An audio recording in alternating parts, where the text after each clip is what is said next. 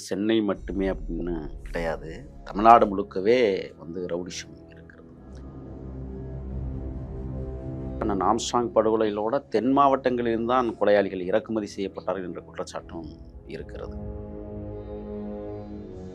இதுவரை 37 படுகொலைகள் அது நடந்திருக்கு. தமிழ்நாட்டில் இப்போ ஹையஸ்ட் படுகொலைங்கிறது அதுதான். இப்போ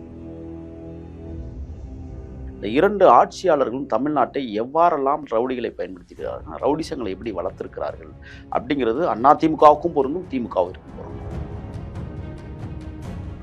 இந்த ஆட்சியாளர்கள் தொடர்ந்து இந்த தேசத்தை 70 ஆண்டு காலம் ஆண்டுகிட்டு இருக்கிற இந்த காலகட்டத்தில் 22 வருடங்களாக 22 படுகொலைகள் நடந்தது. ஆட்சியாளர்கள் வெக்கங்கட்டவர்கள் இந்த தேசம். இதுல என்ன இன்னொரு முக்கியமான சம்பவம், காவல்துறை இதுக்கு பின்னாடி இருக்கு. வெள்ளைக்காளியை முடிக்கணும். அப்ப திமுக சப்போர்ட் இல்லாம இது நடந்திருக்க வாய்ப்பு இல்லை. 2 ஆட்சிகளும் இதுக்கு ஒரு முற்றுப்புள்ளி வைக்காதனுடைய விளைவு இன்னைக்கு 22வது முடிஞ்சு 23க்கு ரிவென்ஸ் எடுக்கிறாங்க. 5 ஆண்டு கால ஆட்சியில 8000த்திற்கு மேற்பட்ட படுகொலைகள் இந்த ஆட்சியாளர்கள் நடத்தியிருக்காங்க. 34 ஆணவ படுகொலைகளை செய்திருக்கிறார்கள். 39 ரேப் அண்ட் மர்டர் கற்பழித்து படுகொலைகள், அதுல 13 சிறு குழந்தைகள் அடக்கம். ரவுடிசத்தை உருவாக்கி கொண்டிருக்கிறார். இதை ஒழிச்சு கட்டணும். முதல்ல இந்த ரவுடிசத்தை தமிழ்நாட்டிலிருந்து ஒழிக்கணும்னா முதல்ல இந்த 2 கட்சியும் ஒழிக்கணும். என்ன நடந்தாலும் பரவாயில்ல, போலீஸே செத்தாலும் பரவாயில்ல, போலீஸுக்கே பாதுகாப்பு இல்லாத ஒரு அரசாக இன்றைக்கு இது மாறி இருக்கு.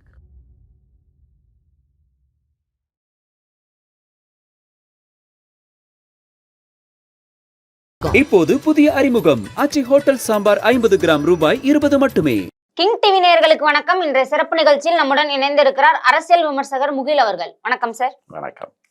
பொதுவா இந்த கொலை சம்பவங்கள், அடுத்தடுத்த கொலைகள் அப்படின்னாவே சென்னையை கார்னர் பண்ணி காட்டிடுவாங்க. சென்னையில மட்டும்தான் ரவுடிஸ் அதிகமா இருக்காங்க, சென்னை ஒரு ஆபத்தான இடம் அப்படின்னு உருவாக்கி வச்சிருக்காங்க. ஆனா இப்போ தென் மாவட்டங்கள்லயும் இந்த பழிக்கு பழி சம்பவங்கள் நிறையவே நடந்துட்டு இருக்கு. இப்போ வெள்ளைக்காளி அப்படின்றவரை தாக்க முயற்சி செஞ்சிருக்காங்க.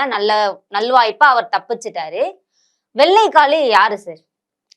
நீங்க கேள்வி கேட்கும் போதே சென்னை மட்டுமே அப்படின்னு கிடையாது, தமிழ்நாடு முழுக்கவே ரவுடிசம் இருக்கிறது. சென்னைக்கு தென் மாவட்ட ரவுடிசுகள் தான் இங்கே அதிக பேர் கோலோச்சினார்கள். நீங்கள் நிறைய சொல்லலாம் அந்த மாதிரி. எடுத்துக்காட்டு அண்ணன் ஆம்ஸ்ட்ராங் படுகொலைகளோட தென் மாவட்டங்களில் தான் கொலையாளிகள் இறக்குமதி செய்யப்பட்டார்கள் என்ற குற்றச்சாட்டும் இருக்கிறது. ஒன்று, வெங்கடேச பண்ணையார் தென் மாவட்டம் தான், அவரை சென்னையில் வச்சு என்கவுண்டர் பண்ணாங்க. பட் சென்னையில் பெரிய ரவுடிசம் இருந்தது. அது யாராக இருக்குன்னா, ஒரு சமூக கட்டமைப்புக்குள்ளேயே ஏரியா விட்டு ஏரியாவெல்லாம் நீ பெரியாளா நான் பெரியாளா, அது அப்படி பார்த்தோம்னா நீங்கள் வீரமணியையோ மயிலை சிவகுமாரையும் நீங்கள் எடுத்துக்கலாம்.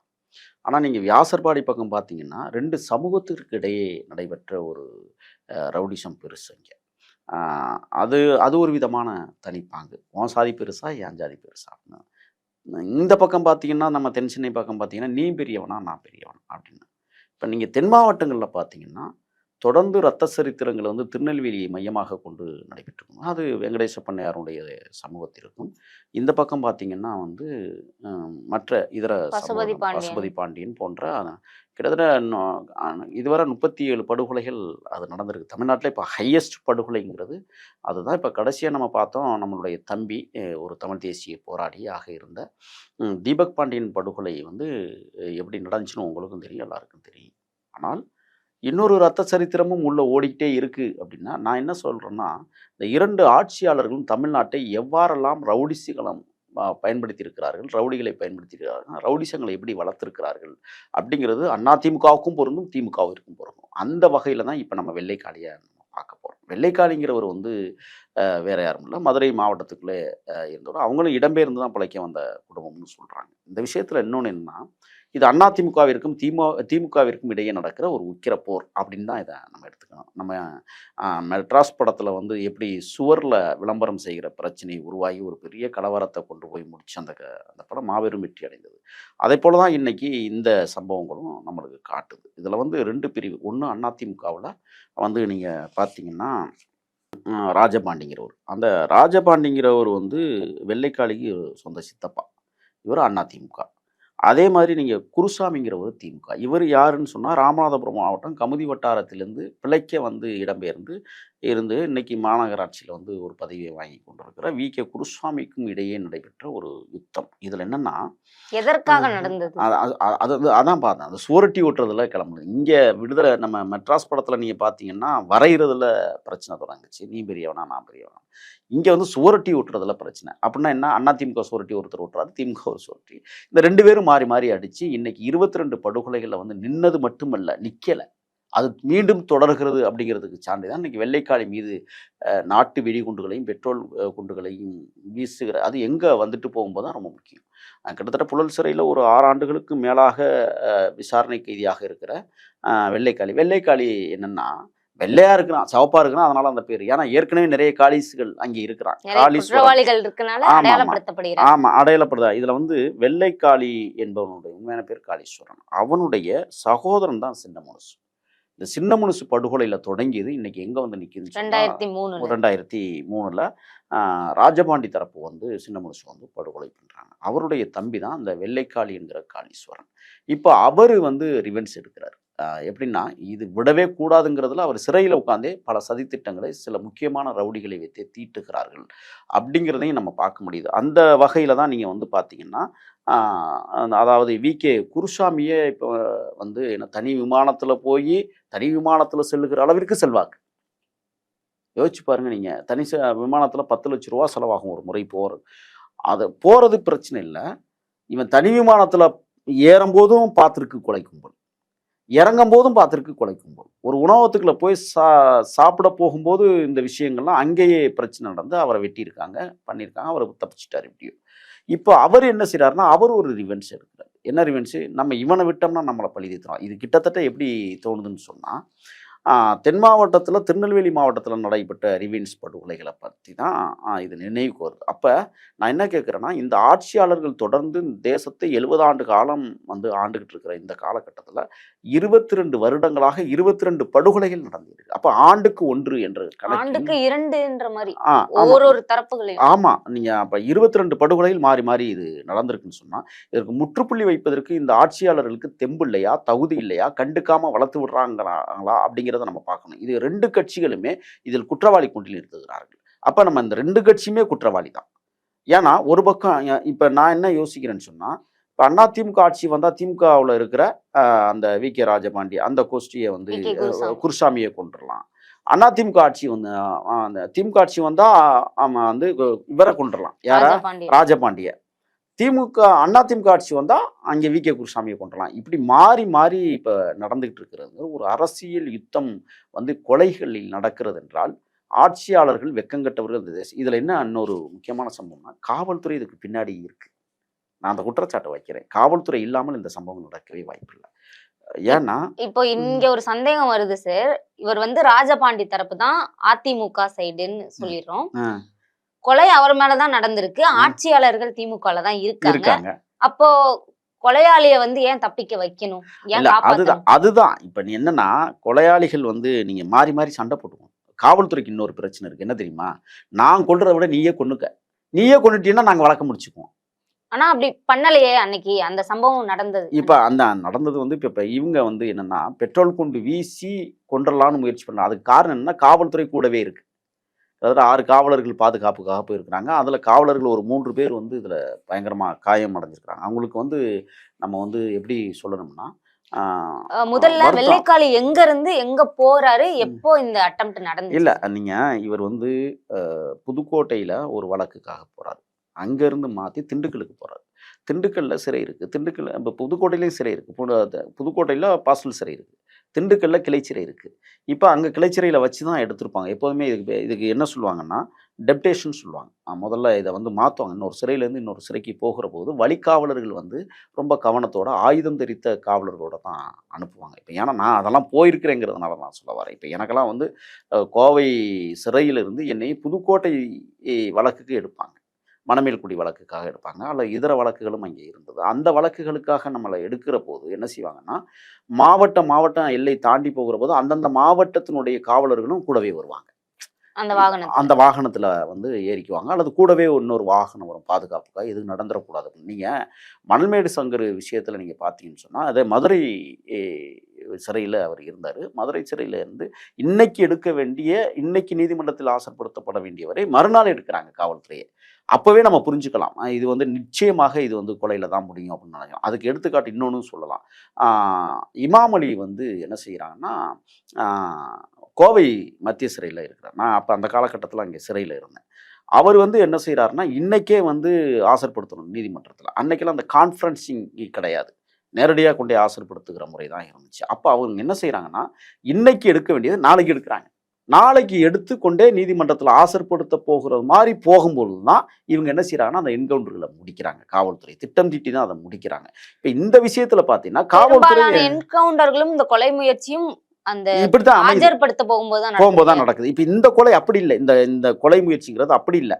காவலர்கள் வர்றாங்க, காவல்துறை வண்டியில அவர் வெள்ளைக்காளியை அழைச்சிட்டு வராங்க. அழைச்சிட்டு வரும்போது இப்ப எங்கன்னா ராமநாதபுரம் திண்டுக்கலை அவங்க வந்து போயிட்டு வருகிற போது இவங்க எங்க இந்த விஷயம் நடக்குதுன்னு சொன்னா திருமாந்துறை சுங்கச்சாவடி பைபாஸ்ல, அதாவது வந்து பெரம்பலூர் மாவட்டத்தில் இது வந்து நடந்திருக்கு. அப்போ திருமாந்துறை செக் போஸ்ட்டுக்கு பக்கத்தில் இருக்கிற ஒரு உணவகத்தில் நிப்பாட்டிட்டு சாப்பிட போகும்போது தான் இந்த பிரச்சனை நடந்திருக்கு. அப்போ இந்த கொலையாளிகள், இது நிச்சயமாக கொலையாளிகள் தான், அவங்க கூலிக்கு மாரடிக்கிற கூட்டம். இவர்கள் எங்கேருந்து அதை நோட் பண்ணி வந்திருக்கிறாங்கன்னா திண்டுக்கல்ல இருந்து நோக்கி தான் வந்திருக்கிறாங்க. அப்போ திண்டுக்கல்ல இருந்து நான் என்ன கேட்குறேன்னா, எத்தனை செக் போஸ்ட் இருக்குது, இந்த வாகனத்தை பின்தொடர்கிறது அப்படிங்கிறது கூட உளவுத்துறைக்கு தெரியாம ஏன் போச்சு? இப்ப இதுல வந்து நான் என்ன சொல்றேன்னா, நிறைய வழக்குகள் இருக்கு. வெள்ளைக்காளி வந்து கிட்டத்தட்ட அதிமுக. இப்ப இது நடக்கிறது திமுக ஆட்சியில. அப்ப என்ன, திமுக ஆட்சியில வெள்ளைக்காளியை போற்றணும். அப்ப யாரை பயன்படுத்தணும் அப்படிங்கிற ஒரு விஷயம். இப்ப வி.கே. குருசாமிக்கு வெள்ளைக்காளியை முடிக்கணும். அப்ப திமுக சப்போர்ட் இல்லாம இது நடந்திருக்க வாய்ப்பு இல்லை, குற்றச்சாட்டாகவே வைக்கிறேன். ஏன்னா அப்போ அதிமுக ஆட்சி வந்தால் வி.கே. குருசாமி தரப்பினர் படுகொலை, திமுக ஆட்சி வந்தால் இங்கே வந்து பார்த்தீங்கன்னா ராஜபாண்டி தரப்பினர் படுகொலைன்னு சொன்னால், ரெண்டு ஆட்சிகளும் இதுக்கு ஒரு முற்றுப்புள்ளி வைக்காதனுடைய விளைவு இன்னைக்கு 22வது முடிஞ்சு 23க்கு ரிவென்ஸ் எடுக்கிறாங்க. இப்போ திமுக ஆட்சியிலேயே இருக்கும் போதே கிளாமர் காளி கொலை செய்யப்பட்டிருக்காரு இல்லையா? ஆமா. இப்ப அதுல என்னன்னா, அங்க வந்து உளவுத்துறை தோத்துருச்சுன்னு அர்த்தம். உளவுத்துறை வந்து இப்ப நீங்க பாத்தீங்கன்னா, நீங்க சொல்றது சரிதான். இப்ப அந்த வெள்ளைக்காளினுடைய சகோதரர் 2003 சின்ன முனுசு வந்து 2003 யார் ஆட்சி? அதிமுக ஆட்சி தான் நடந்திருக்கு. அப்ப இவர்கள் தொடர்ந்து திட்டமிட்டு இந்த படுகொலைகளை இவர்கள் செய்கிறார்கள் என்றால், 2 பேருக்கும் வந்து 2 ஆட்சியாளர்களுமே பங்களிப்பை அளித்திருக்கிறார். இப்ப இதுல என்னன்னா, ராஜபாண்டி தரப்பை வந்து அதிமுக காப்பாற்றுவது. இப்ப எடப்பாடி அறிக்கை கொடுத்திருப்பாரு, இந்த தெரிவிச்சிருக்கிறாரா? அப்ப என்னன்னா, இவர் இப்ப அதிமுக ஆளுங்கிறதுனால இப்ப எடப்பாடி கண்டனம் தெரிவிச்சிட்டாரு. இப்ப திமுக கண்டனம் தெரிவிச்சிச்சா? ஏன் இந்த மாதிரி குற்றச்சம்பவங்கள் நடப்பதை நாங்கள் ஒரு நாளும் அனுமதிக்க மாட்டோம்னு முதல்வர் இதுவரை அறிக்கை கொடுத்துருக்கிறாரா? இல்லை, கொடுத்துருக்க மாட்டார். இதுல நீங்க உணவகத்துல சாப்பிட போகும்போது இந்த நாட்டு வெடிகுண்டுகளை வீசி வந்து பண்ணியிருக்காங்க. இதுல துப்பாக்கி சூடு 10 முறை நடந்திருக்கு. காவல்துறை வந்து 10 முறை துப்பாக்கி சூடை நடத்தி இருக்கிறார்கள். அது மட்டும் இல்ல, ஆனா அவங்க மேல படல. அதான் பிரச்சனை. இப்ப சொகுசு காரு 2 வந்திருக்கு. ஒன்று வந்து கேரளா பதிவு எண் கொண்ட காரு, அதில் ஒன்று வந்திருக்கு. தமிழ்நாடு பதிவு எண் கொண்ட கார் வந்திருக்கு. 2 காரும் கிட்டத்தட்ட திண்டுக்கல்லேருந்து திருமாந்துறை வருவதற்கு 6 செக் போஸ்ட்டுகளை கடந்து தான் வரணும். எனக்கு தெரியும், நான் அந்த பாதையில் போயிருக்கேன். அப்போ 6 முறை செக் போஸ்ட்டில் கடந்து வருதுன்னா, ஒரு செக் போஸ்ட்டில் இந்த 2 காரும் ஒன்றா வருது, 3வது கார் காவல்துறை கார் போகுது அப்படின்னா, ஏன் உளவுத்துறை இங்கே தோல்வியில் முடிந்திருக்கிறது? நாட்டு வெடிகுண்டு வேற வச்சிருக்காங்க. அப்ப அங்க சிசிடிவி கேமராக்கள் இருக்கும், ஒவ்வொரு செக் போஸ்ட்லயும் சிசிடிவி கேமராக்கள். அப்ப அது சோதிக்கலையா? நான் என்ன கேட்கிறேன்னா, திண்டுக்கல்ல இருந்து நல்லா தெரிஞ்சுங்க, திண்டுக்கல்ல இருந்து திருச்சி வந்து திருச்சியில இருந்து தான் பெரம்பலூர் வர முடியும், வேற வழி இல்லை. அப்ப கிட்டத்தட்ட இந்த 6 செக் போஸ்ட்டுகள்லையும் வந்து கேமரா இருக்கு. 6 விஷயத்தை தாண்டினாலும் அங்கங்கே வந்து காவல்துறை வந்து வாகனங்களை மடக்கி பரிசோதிக்கிற நிகழ்வும் நடக்கும். அப்போ இந்த 2 வாகனங்களை ஏன் பரிசோதிக்கல? அப்போ உளவுத்துறைக்கு திட்டமிட்டு தெரிஞ்சிருக்கா? தெரிஞ்சுதான் நீங்கள் கோட்டை விட்டீங்களா? இப்போ நீங்கள் பார்த்தீங்கன்னா, வெள்ளைக்காரி இப்போ கொலை நடந்துருந்துச்சுன்னா என்ன பேசியிருப்பீங்க? அதிமுக சட்டம் ஒழுங்கு கெட்டு போச்சுன்னு சொல்லியிருக்கும், திமுக மௌனமாக இருக்கும். இதானே நடந்திருக்கும். இப்போ எங்களது ஆட்சியில் இது போன்ற படுகொலைகளை நாங்கள் அனுமதிக்க மாட்டோம்னு ஏன் சொல்லலை? அப்போ இதில் திமுகவும் கூட்டு இருக்கு அப்படிங்கிற ஒரு விஷயத்த பார்க்க முடியுது. இதில் என்னன்னா, உதவி ஆய்வாளர் ராமச்சந்திரனுக்கு வந்து பயங்கர காயம். இதில் தினேஷ்குமார் தான் அதிகமான காயம் ஏற்பட்டிருக்கு அந்த பெட்ரோல் குண்டு வீச்சில். இப்போ இதில் மாரிமுத்து பாண்டியன் அப்படிங்கிறவரும் ஒரு காவலர். அவங்களுக்குலாம் நம்ம வந்து என்ன சொல்கிறோம்னா, வருத்தத்தை தெரிவிச்சுக்கிறோம். இப்படி ஒரு சம்பவம் தமிழ்நாட்டில் நடக்கக்கூடாது. நடக்குதுன்னு சொன்னால், இப்போ என்னை பொறுத்தவரை இது என்னென்னா, இந்த 5 ஆண்டு கால ஆட்சியில் 8000த்திற்கு மேற்பட்ட படுகொலைகள் இந்த ஆட்சியாளர்கள் நடத்தியிருக்கிறார்கள். 34 ஆணவ படுகொலைகளை செய்திருக்கிறார்கள். 39 ரேஃபன் மர்டர், கற்பழித்து படுகொலை, அதில் 13 சிறு குழந்தைகள் அடக்கம். இந்த காட்டாட்சி தற்பார் நடந்திருக்கிறதுக்கு இன்னொரு எடுத்துக்காட்டு தான் வெள்ளைக்காளிக்கு இன்னைக்கு பெட்ரோல் குண்டு வீசியிருக்கிறாங்க, நாட்டு வெடி குண்டு வீசியிருக்கிறாங்கன்னு சொன்னால் ஆட்சி நிர்வாகம் செயலற்ற தன்மையில் கிடக்கிறத நம்ம பார்க்குறோம். இன்னொன்று என்னென்னா, இப்போ இந்த 2025 இன்னொரு ரிவென்ஸ் நடந்திருக்கு. அதாவது மார்ச் மாதம் 22ஆம் தேதி குருசாமியினுடைய அக்கா மகன் தங்கன்குளம் பக்கத்தில் ஒட்டமலை பகுதி அப்படிங்கிற இடத்துல வந்து மிகப்பெரிய படுகொலை நடந்திருக்கு.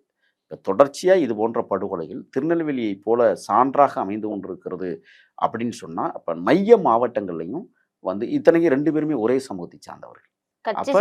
கட்சி சட்டம் மட்டும்தான். இந்த கட்சி சண்டையை ஒழித்து கட்டுவதற்கு கட்சிகள் தயாராக இல்லாத போது, கட்சிகளே இது போன்ற ரவுடிகளை உருவாக்குகிற போது, அப்போ அந்த கட்சியும் ரவுடி கட்சிகளாக தானே இருக்க முடியும். நம்ம அப்படித்தானே பேச முடியும் இந்த விஷயத்த.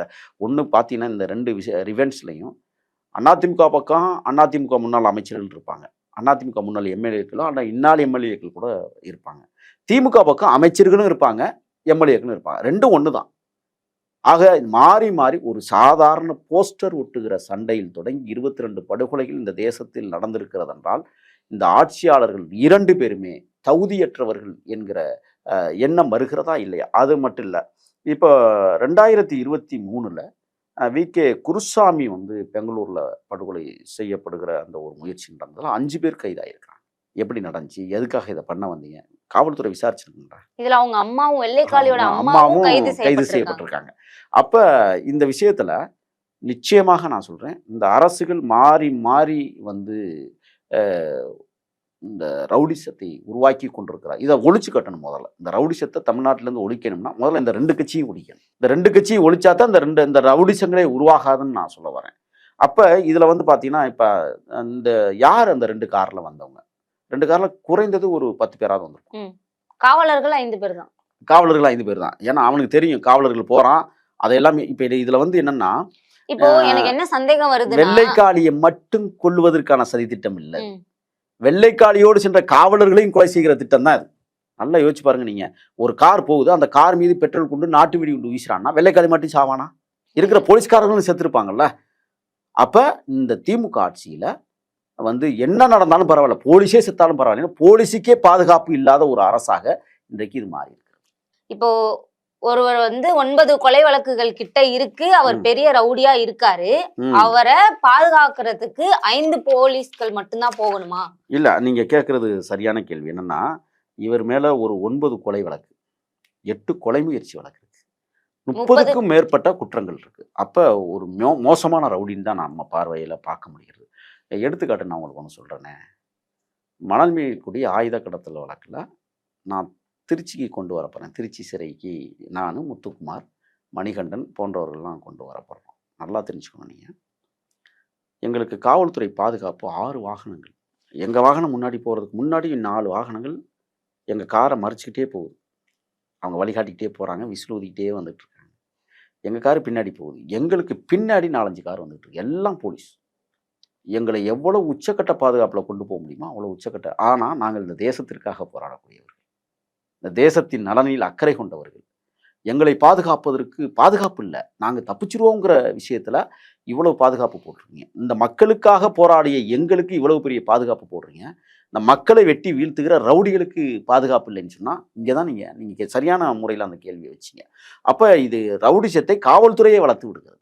அப்படித்தான் இதை பார்க்க முடிகிறது. காவல்துறையை வளர்த்து விடுகிறது என்றால் காவல்துறையை நடைமுறைப்படுத்துகிற ஆட்சியாளர்களே இதை ஊக்குவிக்கிறார்கள் அப்படிங்கிறதை இன்னைக்கு நம்ம பார்க்க முடியுது. ஆக 30க்கும் மேற்பட்ட வழக்குகளை வைத்திருக்கிற வெள்ளைக்காளியை கொலை செய்வதற்கு எதிரணியினர் கூலிக்கு படை அமைத்திருக்கிறார்கள் என்றால் அது வெள்ளைக்காளியை மட்டும் கொலை செய்வதற்கல்ல, வெள்ளைக்காளியை பாதுகாக்கிற காவல்துறையையும் கொலை செய்வதற்கென்றால் காவல்துறைக்கே உரிய பாதுகாப்பு இல்லாத அரசாக இது இன்றைக்கு இயங்கிக் கொண்டிருக்கிறது என்பதை வெள்ளைக்காளியினுடைய கொலை முயற்சியிலிருந்து நம்ம பார்க்க முடிகிறது. ஆக இப்போ இதோட நிற்காதது. நான் இப்போ திருப்பி ஒரு வியூக அடிப்படையில் சொல்கிறேன்.